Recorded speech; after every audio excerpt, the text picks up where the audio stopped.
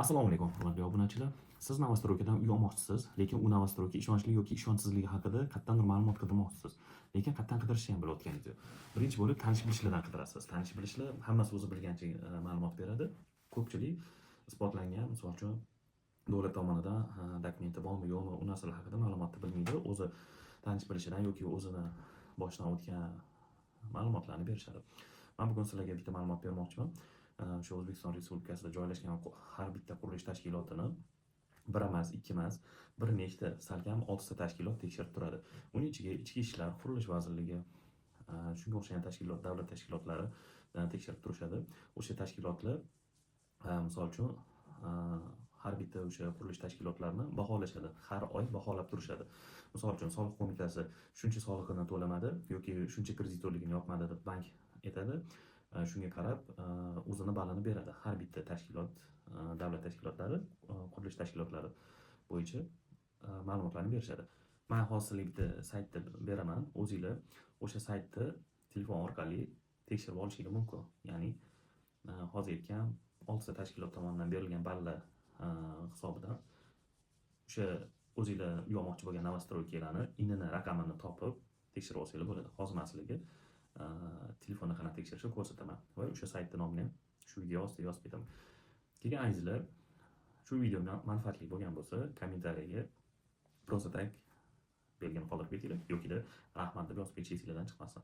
Chunki bu meni shaxsiy vlogim, shaxsiy brendim, shaxsiy kanalim, meni YouTube'dagi shaxsiy kanalimni rivojlanishi uchun ancha katta yordam beradi.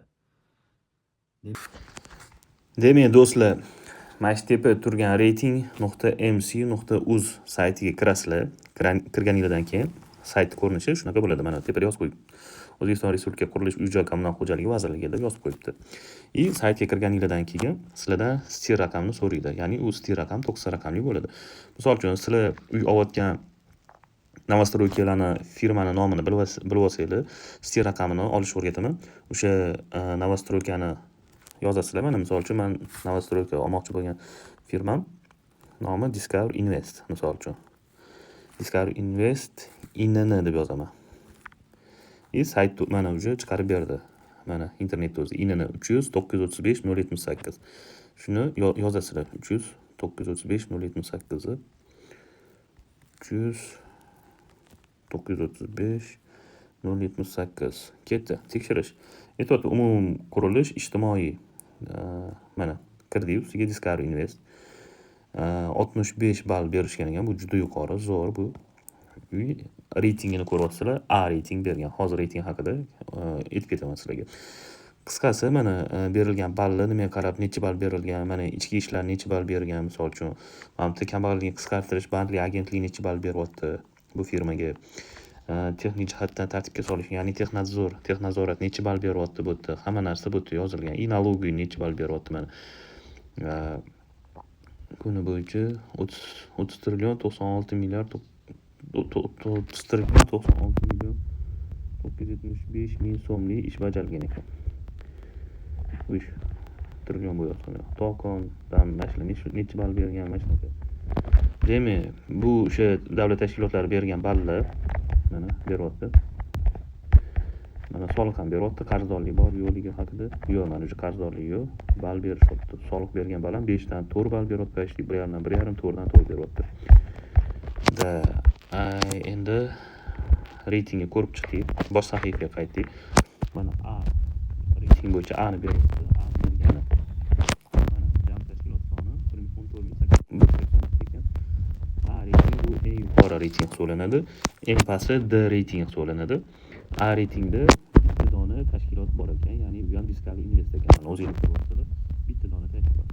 B reytingda eng yuqorisida ikkita tashkilot, o'rtasida quruvchi tashkilot, pastida 87 ta tashkilot turibdi. O'zingizlar ko'rib olishingiz mumkin.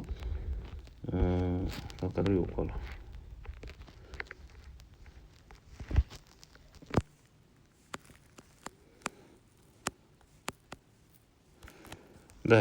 Boshqatdan kiraylik. Tashkilotlar mana S reytingda, D reytingda juda ham ko'p ekan. D reytingda bu sifati pastroq, kamroq ish bajaradigan o'sha bali past bo'lgan reytingda eng pastki tashkilotlar. Misol mana bu reyting tepada 2 turganda o'zinglar ko'rishingiz mumkin. Menimcha bular energiyalar kirishadi. Energiyalar kiradi bu ikkinchi reytingga. O'zinglar ko'rishingiz mumkin.